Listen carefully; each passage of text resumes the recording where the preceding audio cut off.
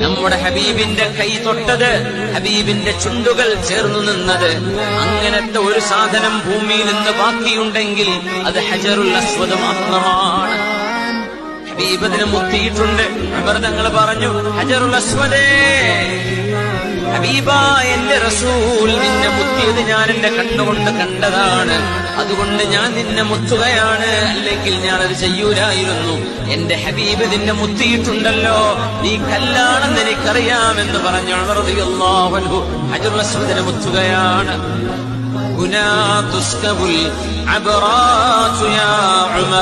ഭൂമിയിലേക്ക് ഇറക്കപ്പെട്ടപ്പോ വെള്ളക്കല്ലായിരുന്നു അതത്രേ, വെള്ള നിറത്തിലുള്ള കല്ല്. ആ കല്ല് ആരൊക്കതിനെ ചുംബിക്കുന്നവോ മുത്തുന്നുവോ തൊടുന്നുവോ അവരുടെ ദോഷങ്ങളത് വലിച്ചെടുക്കുകയാണ്. ബനി ആദം, മനുഷ്യരുടെ തെറ്റുകൾ കാരണം ആ വെളുത്ത കല്ല് കറുത്തതാണ്.